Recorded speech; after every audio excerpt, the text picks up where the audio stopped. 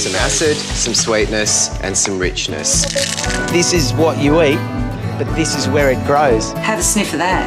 That's a beautiful piece of beef. Nicely aged, bit of fat on there. We're making booze and we're having a hell of a good time. I sit between a grower and a chef. Is this a food? Is it medicine? It's like discovering colour TV after years of watching black and white.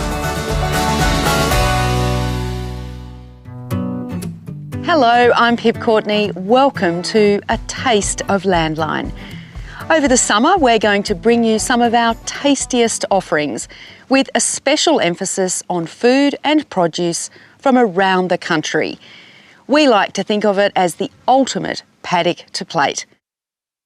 An unlikely partnership has formed on Kangaroo Island in South Australia between one of the country's most exclusive resorts and a small rural school, as Kerry State reports. It's the million-dollar view guests at the exclusive Southern Ocean Lodge on Kangaroo Island come for. But when you're forking out more than $1,000 a night, the food has to live up to the five-star backdrop. Most of the produce served here is sourced locally. All right, so here we have the pan-roasted local barramundi with the organic celeriac puree. The big difference with this fish is the producers behind it are school kids. I've worked all over the world and I've seen various things in education, but when I went to the school at Pandana, I walked away from that and said, every school should be like this.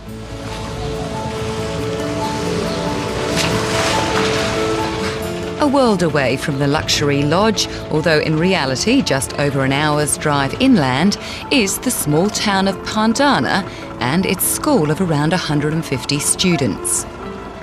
The college was set up after the Second World War to educate children of soldier settlers. Got some watercress to give? Here, primary industries and education go hand in hand from an early age, making it one of the oldest agricultural schools in the country. Feed the children. And as the island's farmers have diversified, so too has the school curriculum. And now go and collect the eggs. When there was the downturn in wool in the early 80s, when everyone thought that they were going to lose their farms, they decided to diversify. And they diversified in lots of different ways, and one of them was aquaculture, land-based aquaculture, and they started marine farms. Lots of marine farms, not many exist now. And the then teacher decided that he wouldn't mind a couple of tanks. While the school considered diversifying into marine, like the local farming community, in the end it opted for a finfish. The kids found that barramundi were the most robust. They produce in a school year, you can get them from fingerlings, little ones, to plate size. They would cope with lots of people being around them, and they weren't too scary. Year 11 student Jared Kelly has grown up on a wool property on Kangaroo Island, but he plans to set up a fishing charter business when he leaves school. So it's no surprise this is his favourite classroom. I just love fish, and you get to know the fish. There's one fish that's in there that's outsmarted all the rest of them, so we'll just sit there, and when you feed it, the rest of them will grab it and make a big splash and take off. But this one rather just sits there and waits for the next one, so it's learnt that the food is going to be in the same spot.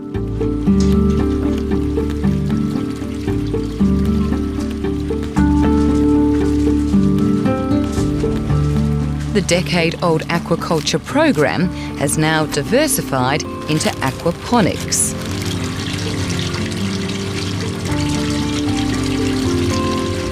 Nutrient-rich wastewater from the fish farm is used to grow herbs and leafy vegetables. This is probably about phase 3 or 4, which is working really, really well now. But it's trial and error. And the important thing is the students are involved in that trial and error. So they see that it's not about getting it right the first time. Okay, girls, what's going on here? What part of the nitrogen cycle are we testing? We're doing nitrate at the end of the cycle. At the end of the cycle? Yeah. Practical learning is, I find that so much easier than assignments. Like, you're doing assignments after, but it's easier to learn with practical things because you can actually understand and see like what you're doing, and it's funner to be out of the classroom than behind a door at a desk. Then there are the vocational skills the students pick up, like gutting and filleting fish. You want to get that fish there, remember? Welcome additions to a high school certificate on an island with several seafood industries. It gives them real-life learning, real-life experience, and it allows them to complete vocational education competencies that demand they do that real-life learning. While the school sells its fish and greens to the local community, Kangaroo Island only has a population of around 4,500, so there's a limited number of buyers. It doesn't run at a profit, but we try to keep that margin, we try to keep the cost down as low as possible. Maths doesn't run as a profit in a school, does it? English doesn't run as a profit. The vision is to have that paddock to plate experience for tourists that come in. They'll come in, the students will greet them, they'll show them through and around the facility, all the facility, then they'll come back, sit down, and the students will serve up the product. Perhaps they could pick up a few tips from Jack Ingram.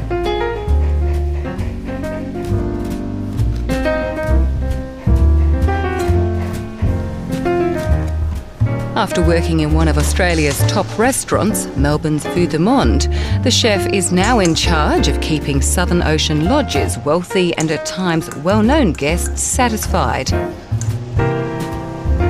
And whether it's served raw, steamed or pan-fried, he says the students' barramundi has received the big tick of approval from both kitchen staff and customers. They're doing an excellent job. The quality is amazing. It's as good a quality as anything I've seen. I mean, we get them one day after processing, so they are as fresh as fish you'll see. And we really rate the barramundi. To be able to get fish from a rural school like ours to one of the high-class restaurants/hotel, it's quite impressive. We're very proud of that.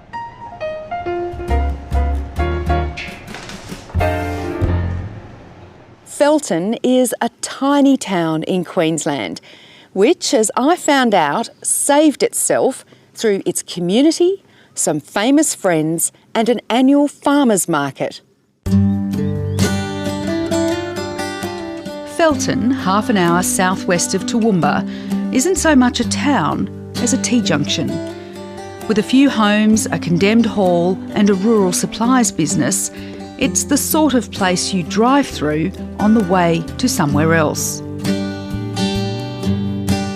For the last 4 years, though, something wonderful's been happening out here, which has put Felton on the map.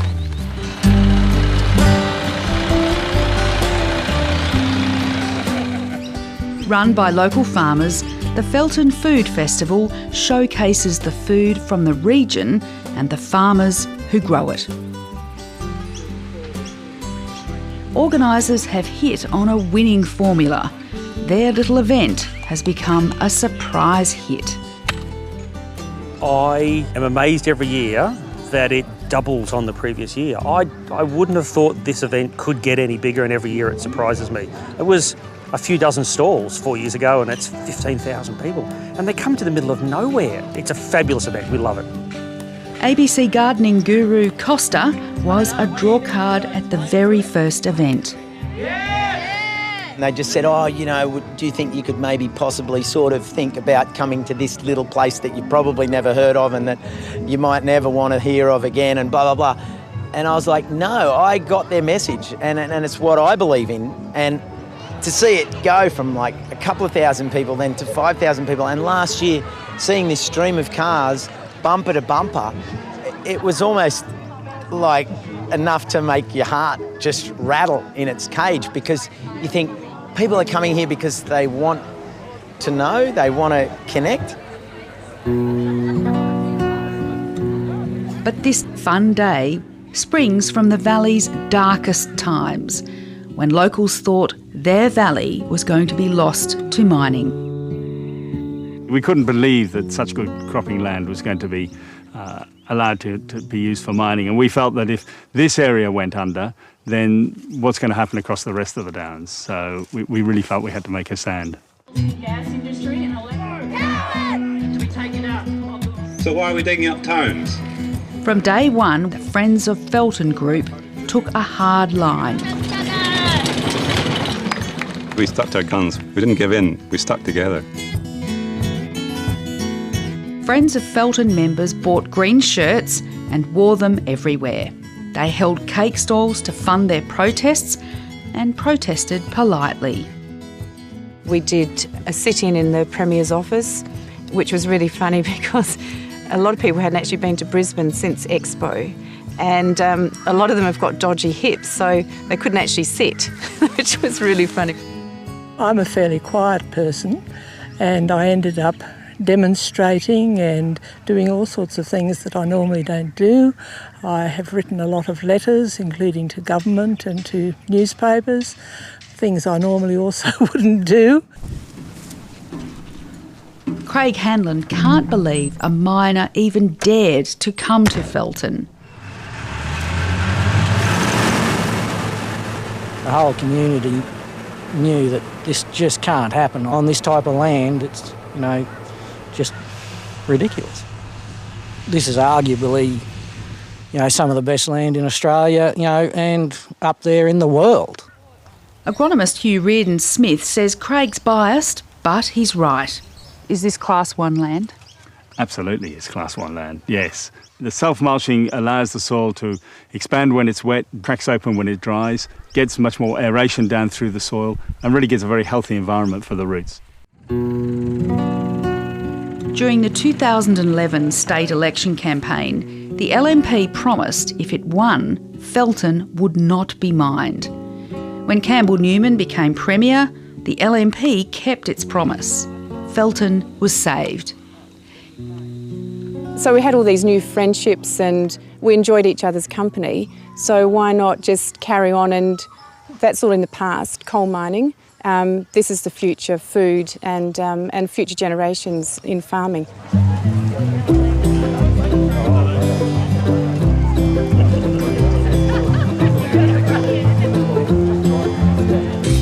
Come on, girls.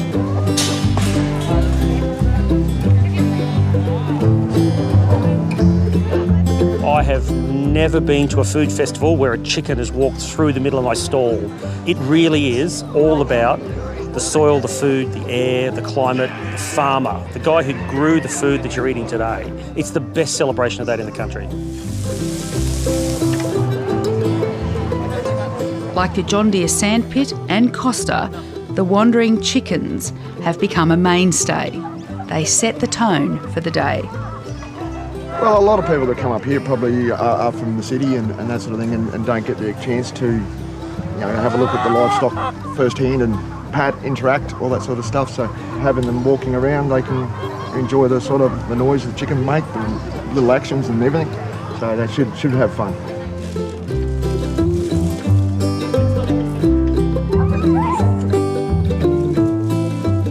Once you learn something, the best part is if you learn how to grow a tomato or a zucchini or whatever, guess what? No one can take that away from you. So you can then grow it anywhere you go, anywhere, forever. Costa has been a star attraction at 4 festivals now and is pretty much part of the Felton family. I think I'd sum up Felton by the reaction that I got when I made a request. I said, can you plant a little plot for me to show the different crops you grow so that I can talk about that in the context of the soil and ecosystems and farming and food and get the city folk to understand a bit. So I was expecting something the size of a carport. That's all I asked for, 5 by 3. I came here, 2.5 acres, sunflowers, mung beans, sorghum, everything. Enough that I could walk groups through, have talks, pick things off, say, look at this, that's what a mung bean looks like when it's hanging there. And then they have all the produce set up there so people could see it and then see it in the boxes. There should be more of this around Australia. Just close that gap so people can appreciate what Australians can actually grow. I'll come back here every year just for that raw connection. that says this is what you eat, but this is where it grows, and you need to know. The Pinot grape produces some of the best wine in the world, and a Canberra scientist has produced a drop which many describe as out of this world, as Landline's Sean Murphy explains. This is a 35-hectare property about 25 kilometres from Canberra.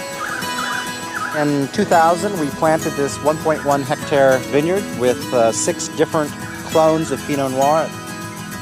Brian Schmid knows all about complexity. He's a Nobel Prize-winning scientist, but he's also preparing for his 12th vintage as a winemaker. I guess there's a real creativity to winemaking. You sort of are in a pact with nature. You have to work with nature.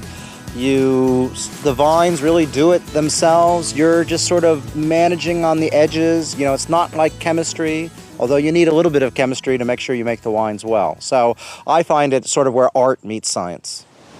The American-born astronomer may spend his professional life up in the clouds, so to speak, but he's always had his feet firmly on the ground.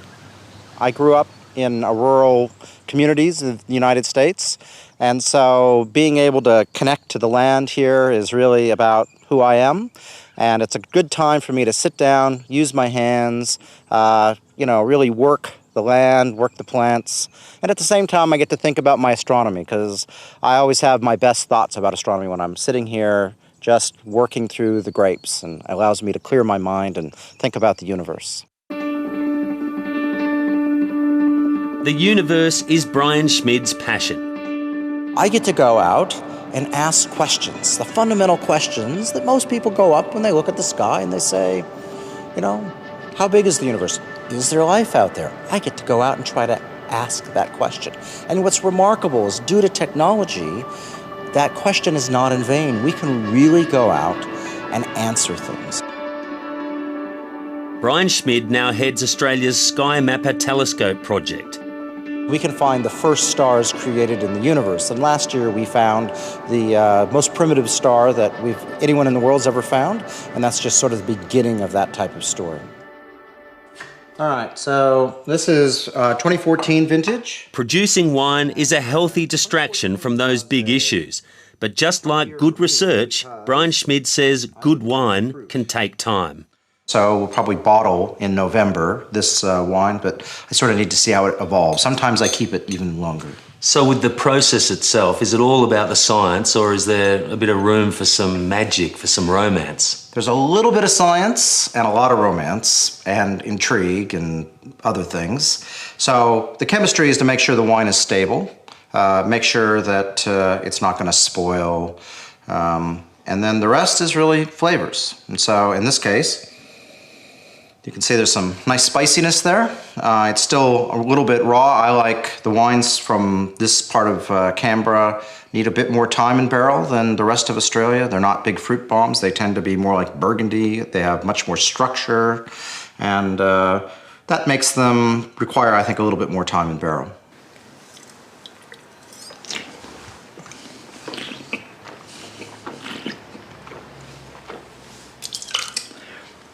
It's silky. It's got really nice flow in the front to the middle of your mouth, and it's fresh and it's clean, and the beauty of this wine is the overall harmony. Master of Wine Rob Gedders reviewed Meipen Rye's Pinot Noir for his Australian wine vintages, giving the difficult 2012 vintage a respectable 90 points out of 100. The interesting thing in wine is not how the good years go, it's how the bad years go. Because anybody can make good wine in a good year. The art of getting it right in a tough year is to understand the elements of wine really carefully, which is the fruit weight and the tannins, and make sure that the wine has enough of both, but it's easy to have too many tannins and make a wine that's short and dry. Brian's wine will drink really well with food, and it will give it'll hang around for a while and give some pleasure. For Brian Schmid, giving pleasure is more important than critical acclaim or making a profit. He sells his Pinot Noir to a dedicated mail order clientele at $30 a bottle, which is well under market value. To my mind, my wine is an expression of me. It's like an artistic expression, and I could try to maximize my profit. But what I want to do is I want wine to be something that people enjoy. It's not just for rich people. I want people who have supported me when I wasn't a Nobel Prize winner to still be able to afford it. I want students and normal people out there to be able to enjoy it on a special occasion. Angus beef seems to be everywhere, not only in top restaurants, but also in hamburgers and even pies. So whatever happened to the famous Hereford breed? Tim Lee finds out.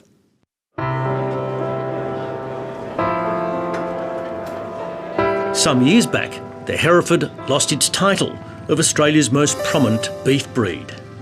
I think perhaps that the breed lost its way. Maybe there was some complacency crept in about the fact that the breed was number one. Herefords have long been part of global agriculture. As the name suggests, they originate from Herefordshire in southwest England. And they're one of the first of the British-type breeds to be systematically improved through careful genetic selection. The first Herefords arrived in Hobart in 1826, and from there they quickly spread across the Australian continent.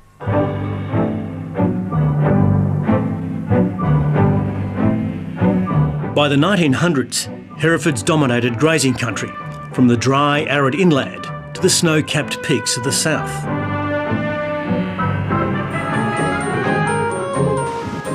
But by the early 1990s, the Hereford breed encountered tougher market conditions. Another breed, also descended from Britain, Aberdeen Angus, assumed the crown of Australia's most prominent and prolific beef breed. It's now also the world's most widespread breed. So what went wrong with Herefords? Maybe it was considered that they were almost unassailable.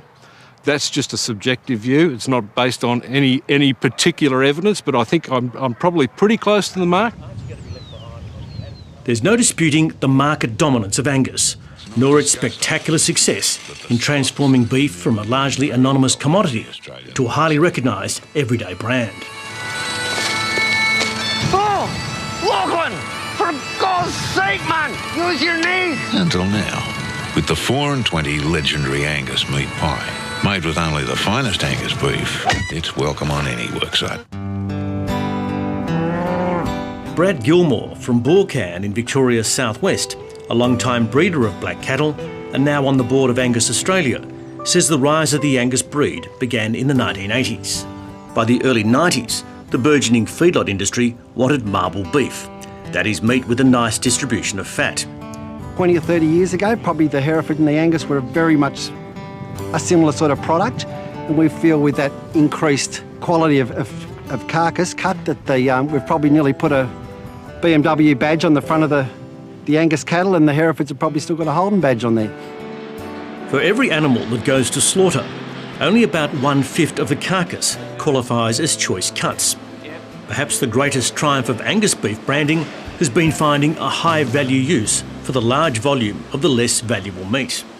I think the perception people have is because it's an Angus burger or Angus pie, it's going to taste better. Whether it does or not, well, that's up to you. Only you can decide that. But my thing is, well, they've managed to get it in, and they're selling their beef across the board. They're selling all their secondary cuts into pies and into burgers, so they're doing well, and it works for them, obviously. Now there's a wide range of Angus sausages and hamburgers, and of course, Angus pies.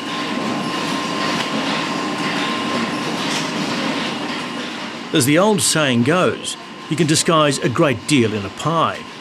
But even the humble pie that once contained the lowest grade beef and sometimes mystery ingredients has undergone a transformation in recent years.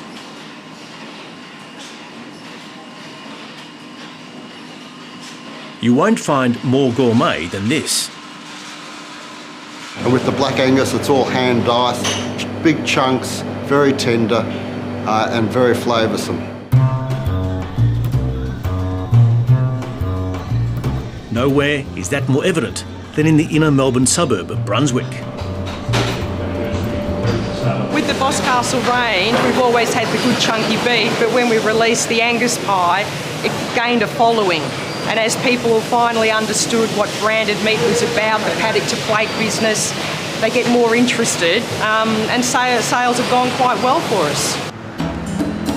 Herefords Australia has no plans as yet to produce certified Hereford pies.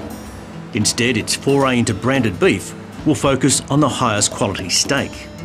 Oh, look at that. That's a beautiful piece of beef. Nicely aged, bit of fat on there, bit of fat around the inside here, beautiful fillet there. That's been aged beautifully. So will it succeed? Melbourne chef Adrian Richardson is well placed to answer that. That's what good beef is. He has a weekly television show about meat. He has written a couple of books on the subject, and he runs a restaurant best known for its superb sizzling steaks. I think if they work on the quality, so that whatever they do when it gets to the plate, if I tuck into a Hereford True and it's delicious, well, I'm going to buy it, and that's what it's about. If they can get it to the plate in really good condition, nicely marbled, great flavour to it, and a great story, I think it's going to be a success. But it's important to have a story to tell them that this particular breed is looked after by that farmer, it's processed in a humane way and looked after really well. It only ever has one bad day, and then it arrives on their plate. That nice story helps to give it a really good mouthfeel and makes them feel a bit better about eating meat. Best part of all, onto a very hot grill. On it goes like that. Depending on the thickness of the steak determines how many times you turn it. If it's a thin steak, you're only going to turn it a couple of times. But if it's a really thick steak like this one, you're going to turn it many times. What you want to do, the juices that are trying to escape from the top of the steak, you want to turn the steak over before they get to the top. And that way they have to turn around again. And those juices remain in the steak where they belong. So when you eat it, you've got a beautiful, moist, juicy steak. That's what it's all about. We'll be back next Friday at 8 p.m. with another Taste of Landline. I hope you can join us then.